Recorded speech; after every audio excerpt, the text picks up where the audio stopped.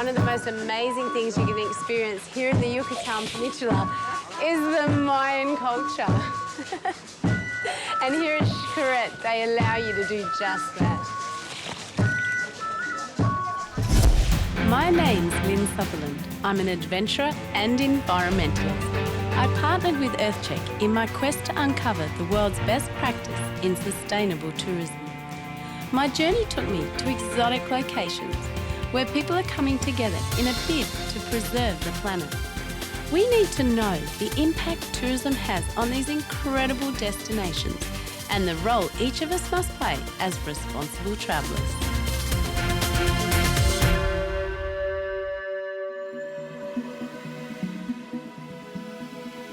Mexico's Yucatan Peninsula may well be where the world as we know it began.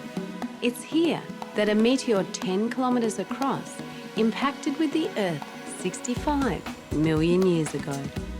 The meteor hit in a shallow ocean, bringing about a change in climate that caused the extinction of 2/3 of the Earth's species, including all the dinosaurs. Today, the area of Cancun and Riviera Maya is a high-demand holiday playground, which boasts remnants of jungle and the second largest coral reef system in the world. But like all high development areas, it does face its own set of challenges. When you come to the Riviera Maya, what you expect is the white sandy beaches and the turquoise colours of the Caribbean Sea, and of course, its colourful wildlife. But what most of us don't realise is the habitat, culture and unique things that go with it. Here you have species that you find nowhere else. But not only that, you have some underwater cave systems like I've seen nowhere else in the entire world. I'm interested to learn how the tourism industry and local residents are playing their parts in presenting and interpreting the natural and cultural environment in a goal for the long-term future of such a sought-after destination. But first, let's explore a geographical phenomenon the scientists attribute to the meteor's impacts. Part of the beauty of Mexico is what we don't see, it's what lies underground. And they have a whole heap of what they call cenotes, which are these beautiful caverns. But the cenotes actually link together a whole system of caves and underwater ground system. And we're going to jump into what could possibly be one of the longest water systems in the entire world.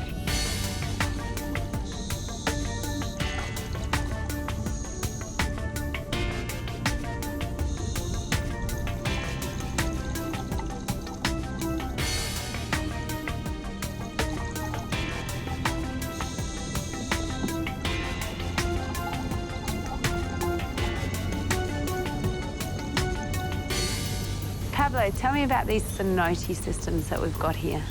Basically, these are underground caverns and caves that got formed either by filtration and erosion of water or by a huge meteorite that fell about 65 million years ago that basically extincted the dinosaurs, so that's the theory. And that when it fell, it created a whole shock in the peninsula that made these caverns and holes. There's a Mayan legend that says that the Mayans actually walked through these underground caverns when they were empty. What's really interesting is that there's a record of these caves getting flooded immediately in one event. So you can find a lot of skeletons of different animals, even from prehistoric animals like small camels, small horses, and things that weren't here in the peninsula. Wow. After when the Spanish came. The Mayans were a sophisticated race of scholars, knowledgeable of stars, navigation and mathematics. Their temples, located in the Yucatan Peninsula, hold the secrets of their lifestyle, which were rich with cultural sports games. Animals played a large part in their values, and the mighty jaguar, a local species of wildcat, a central part of their higher beliefs. They built an empire and for centuries cornered early trade along the coast of the Riviera Maya in canoes. In the early 1500s, Columbus informed Spain of the trade he sighted, and the Spanish and later European influences moved in. So these cenotes are also a very valuable source of water for the local people? They have been through the ages, and yes, of course, this whole jungle lives because of the cenotes. It would be a desert if there were no underground caverns and underground rivers here. And they've used it for their livelihood forever. Now we've had a lot of trouble because there's a lot of pollution coming in from developments that are not following the guidelines and regulations, so they're throwing their sewage into the cenotes, and everything's connected, so it ends up affecting all the other cenotes that are actually depending on the tourism and people visiting them. So, it's a bit like our veins, isn't it? It's sort of a vein system for the earth. It's exactly like your veins. Yeah. So are you looking at trying to encourage sustainable tourism here? Yes. Basically, the plan here is that to show the people, the Mayan people and the local people, that they have a treasure here. As long as they take care of it, tourists will still come and they'll still give them something to eat instead of burning the whole wood and making it charcoal, you know, to sell it to the... Because a lot of this would be farming land and they'd just burn it, wouldn't they? Yeah, they burn it or they just sell it to the highest bidder and they build developments and things like this, and their family ends up losing it. Development spurred by tourism and traditional slash-and-burn agricultural practices have had significant environmental impacts. I wanted to see these effects firsthand. I'm here with the guys. We're on a mission, aren't we, guys? Yes, we're on a mission. We're in the hands of Lighthawk. They're going to do a mission for Marco, and this is all for the LE jaguar. So what are we doing, Marco? Well, we're going to overfly the area. Right now we have heavy fires in the region. We want to assess the status of fires, how they're being combated, and where the fire started. So we need to check those things now.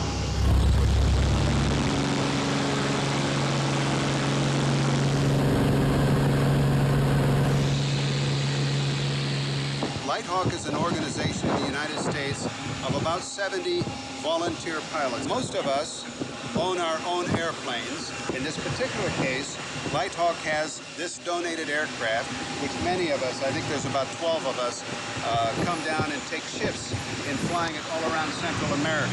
As we took to the skies and headed along the scenic coastline, it was at first a bit of a joy flight. But then we flew inland over the jungle, and it didn't take long for Marco to point out the first of the fires.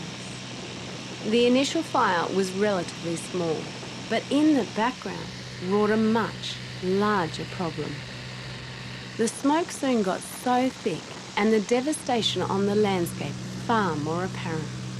This land is home to one of the last strongholds of jaguar habitat, and as Marco pointed out, the fires were burning very close to their conservation area.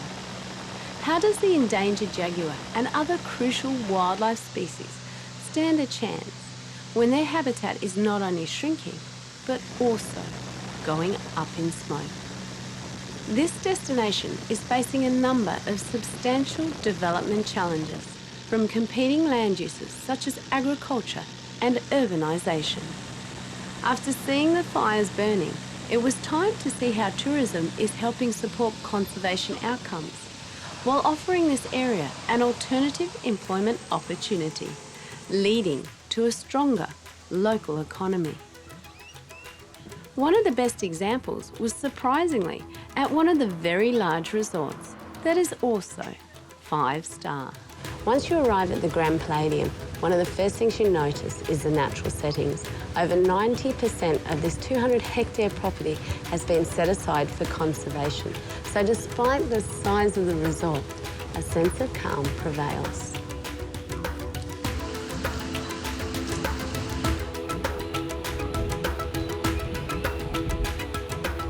What a beautiful place. Yes, it's wonderful. So, Flor, it's hard to imagine that you can accommodate 4,000 people here.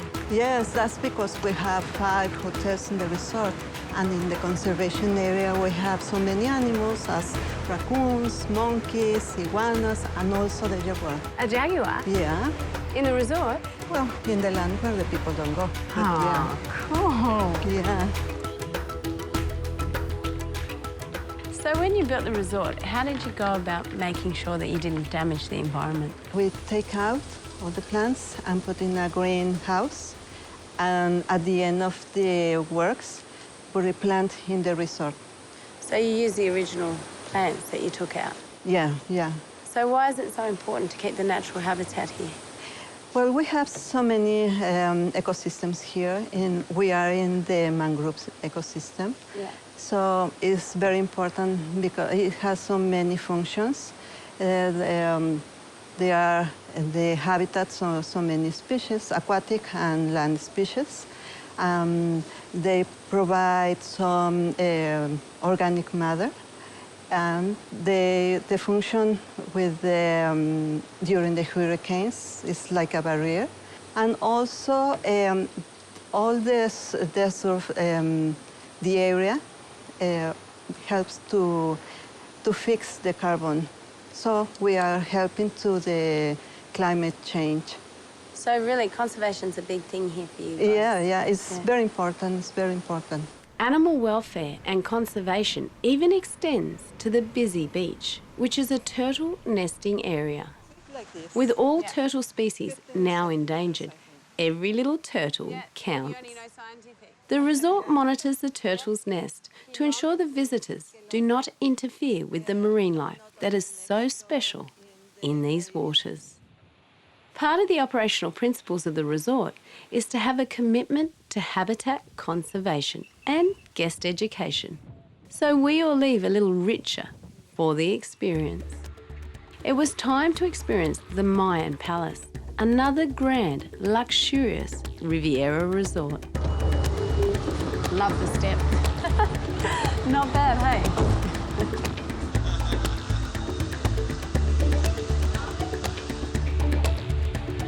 Even though the Grand Mayan delivers a high level of luxury, it does so with the conservation of natural resources in mind. But as a guest, you would never know what goes on behind the scenes. To find out how this resort has got to this point, I tracked down Eric, the Director of Hotel Operations. Eric, the Mayan Resort is like a city within a city. But with such a mega resort, there must be a lot of forethought that goes into operating sustainably. In the beginning, we didn't realize it. We just opened the resort and then start to find out that we were using a lot of water, a lot of electricity, a lot of garbage, that we were producing a ton of garbage, and find out that those garbage used to go to the municipal ground and they were just burning. Wow. So every day we were facing more and more difficult situation in order to give the best service that we were planning to give to our clients. So because it was so big, it was really quite hard to manage in the beginning, and you didn't really know or think ahead at that time. Now, well, we thought ahead, but with the means that we have in Mexico, we didn't really know what to do to be part of a better environment. We were very supportive of doing something, but we didn't know what to do really, because that's also, like you said, a very big property. So what do you do now to sort of help move towards sustainability? Okay, first of all, the cost of having, let's say, the water for the Gulf was tremendous, no? So the cost of managing, let's say, sometime between 5,000 to 8,000 guests plus 2,000 employees was also very impacting. So we start to look around. I mean, we start to look worldwide and to look for companies who could help us. And we find the health check. You know?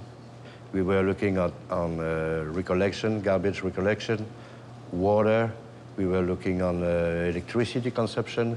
We were looking into water consumption. And we were looking into to have the best practice that Health taught us. But it was a lot of work. It cost us like two years training. But since we did it, it's, of course, we have a much better hotel. We have much happier clients. And most of all, I think that, which is very important for us, the same employees who has been trained, now they apply the same values, the same practice to the house. This is an example where a large operation can commit and deliver to minimise its environmental footprint in real figures. This is a win-win situation for both the operator and the environment. There's an active habitat restoration program going on here, with artificial reefs being laid to attract marine life and encourage sand creation. After learning how the resorts are playing their part, it was time to have some fun and be adventurous while still holidaying in a responsible way. If you love the ocean, you will love Cancun, because you can do just about anything related to the marine environment right here. You can go boating, you can swim with dolphins, or you can go scuba diving like we're going to do. They've even got these incredible underwater statues, and that's what we're checking out.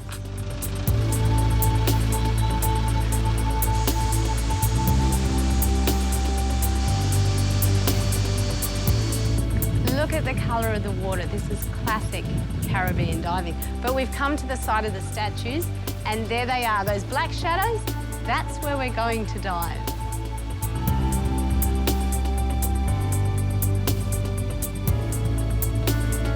Hasta la vista.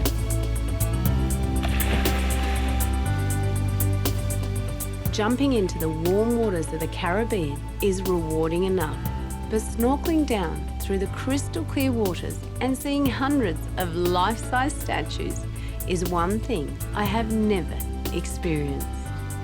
With the pressure of tourism threatening the largest reef systems in our world, this artificial reef that is also an underwater museum has been designed to give people a unique experience and take pressure off the surrounding reef.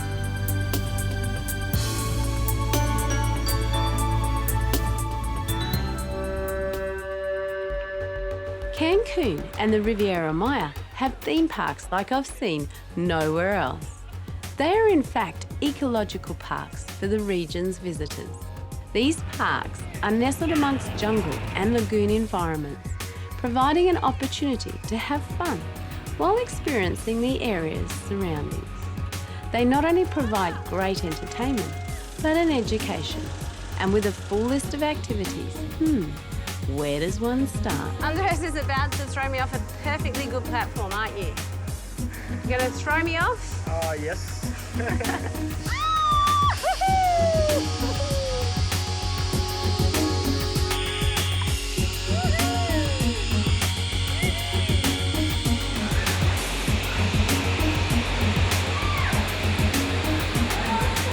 After flying above the forest, it was time to be adventurous below the ground and explore the cenotes that we had already dived.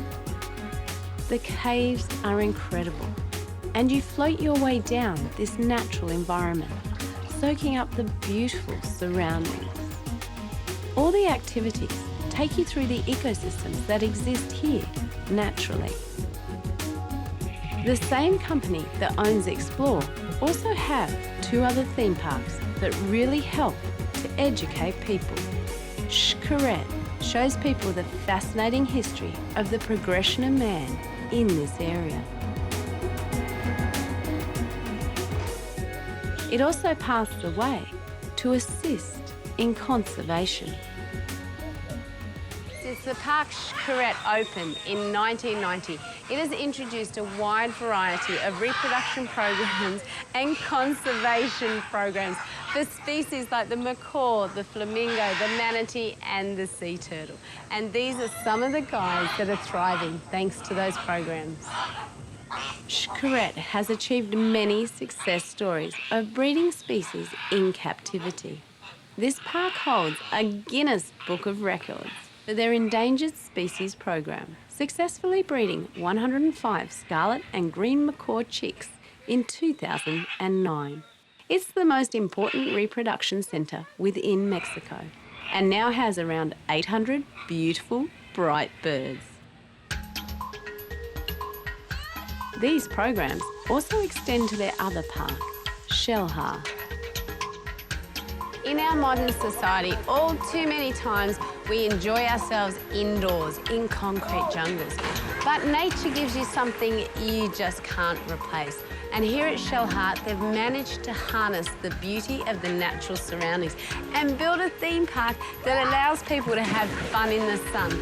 Shell Heart spans 86 hectares, of which 60% is reserved.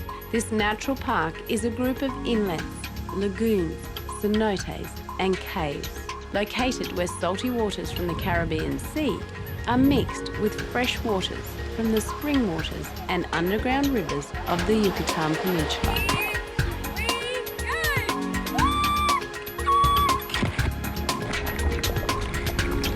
Shell Heart's rainforest is the habitat of more than 100 species of birds and around 230 species of plants, flowers and trees. Its lagoon is home to more than 90 marine species. Shell Heart values its natural assets and takes all measures to ensure the impact on the surrounding area is minimal. Check this out. The first thing they give you when you walk through the door is this biodegradable sunscreen. Now, sunscreens often can hurt the marine environment, but this one is chemical-free and it's coral-friendly. This great initiative, I found out, was just one of the many conservation ideals this park has. What is so special about this place? Well, here in the park, we specialize in the good practice, and all the practice began in 60 years ago when the park was born. You have a beautiful park here, like being able to walk around it and seeing the plants and seeing the animals. Is that your priority, the conservation of the area? Yes, where we have programs with the plants, monitoring, and the plant nursery. The animals is not in cage. They are freedom, working with the community together. We can protect not only Shell Heart, we can protect our biggest area, but we need to work together. This park leads by example for the surrounding community, sharing their knowledge, sustainable practices and passion for the benefit of all. They also support endangered animal initiatives. My next adventure would be with 3 beautiful manatees who were rescued and brought here. So what am I going to do today? What do I experience? Okay, well, we have 2 parts. One is the interaction that we will talk about physiology, biology, anatomy of them. And you will have the opportunity to feed them and to touch them. This is Basha. But as you can see, Mashi is trying to get to her. It's doing the leading. Yeah, so this is the beautiful girl. Hello, darling. There you go. There you go. And Thank you. How much does a manatee weigh? They can reach like 900 pounds. Wow, nearly a ton. Should they have this much algae on them? Yeah, it's not if you see a manatee on the wall, they Yeah. have a lot of more algae. And the little fish clean them. Exactly, and the algae is a camouflage for them. How come their eyes are so tiny? Yeah, it's amazing because they are so tiny, but they can see in colors, 2 dimensions, and 10 meters away. Here we have the mouth. The yellow one is the tongue. Yeah, They don't have teeth. They have 24 to 32 molars on the back. yeah. And this helps us to check the lips and the mouth. And sometimes we have to do medical treats. So we put the pill here and we do the whistle and That's a big mouth. These natural inlets are where manatees and other marine species would often visit before the days of heavy development. These manatees are now classed as endangered, and it is vital that programs like the one at Shell Heart are introduced globally to ensure we maintain biodiversity. The concept of a natural theme park is so deceptively simple. All you have to do is have a beautiful place like this and then give people the right toys to explore it in a non-impact manner. I don't know too many places around the world that do this, but I sure wish they did. By engaging people in amazing experiences, tourism is able to educate about conservation for the surrounding area. They put smiles on the dials of all who pass through their doors, and by immersing oneself in the environment, this often leads to us tourists becoming an ambassador sometimes even a custodian for the wonderful destination that we visit. The more we learn about the role our natural environments play, the more we realise what we stand to lose if we do not reduce our rate of consumption. Many scientists believe that we will have lost over 50% of the world's species by 2050 through human needs. Whether you're an individual or a business, reducing your rate of consumption is crucial if we're going to minimise our global impact.